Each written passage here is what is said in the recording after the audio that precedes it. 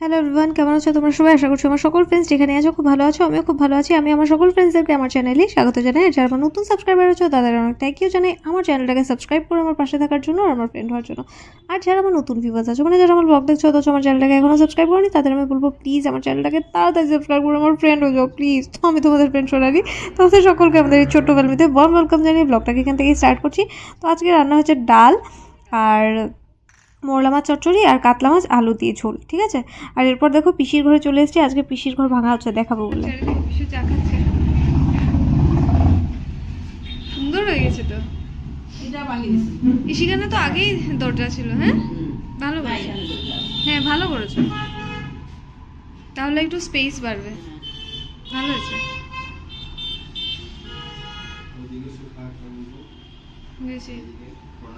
এখানে আগেও দরজা ছিল তো। হ্যাঁ এখন না ভাঙলে এখন আর করতে হতো না। হ্যাঁ আচ্ছা যাই হোক, সুন্দরই হয়েছে, সুন্দরই হয়েছে। ওই যে এটা, না না আমি খাবো না, আমি ভাত খাবো এখন গিয়ে। দেখি তো ঘরটাকে একটু রেনোভেট করা হচ্ছে, উল্টোপাল্টা করা হচ্ছে। এখানে দরজা ছিল, এখানে এখন মানে ওয়াল দিয়ে করে দিয়েছে, আর ওইদিকে দরজা করে দিয়েছে, ঠিক আছে। ওই দিকটা এখন ড্রয়িং রুম করে নেবে। তো আগের ড্রয়িং রুমটা মনে আছে তো, চলো দেখাই। যে দেখো ঝুনু কাকু খায়। ইস কত মানে জিনিসগুলো কি করেছে সেট করবে, হ্যাঁ ওই ছোট রুমটা। পিসু বলছিল যে এই যে ওয়ালটা করেছে না দরজা ভেঙে, বলছিল পিসুর আর পিসির বড় একটা ফটো লাগাবে। তো পিসু বললো না না, কোলাজ করে করে সবারই ফটো লাগাবো। দেখি এখন আর কিছু ঠিক হয়নি, যখন করব তখন দেখাবো।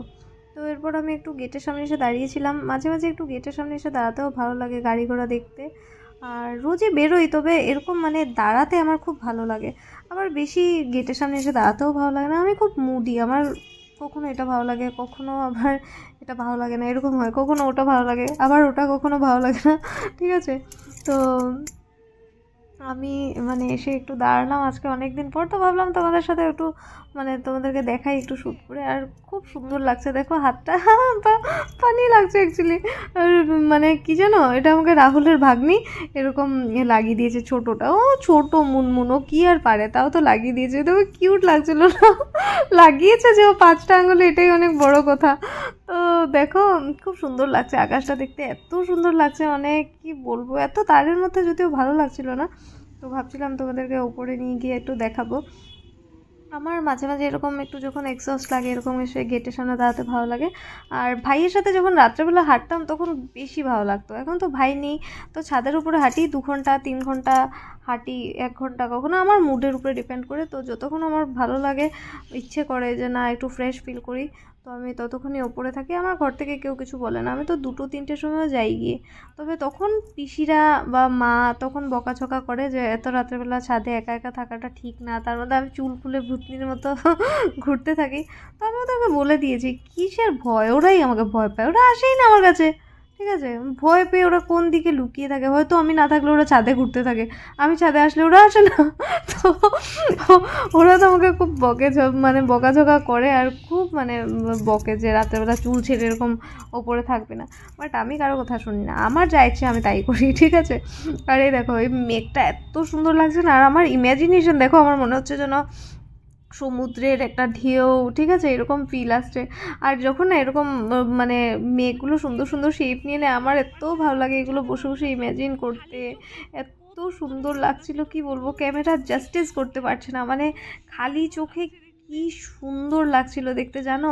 এই যে রাস্তাটা, বাড়িগুলো এত সুন্দর লাগছে। আর এই দেখো এই ফুলটা, এটা না মানে রাত্রেবেলা যখন আসি তখন আরও বেশি সুন্দর গন্ধ বেরোয়, এত সুন্দর গন্ধ ফুলটার।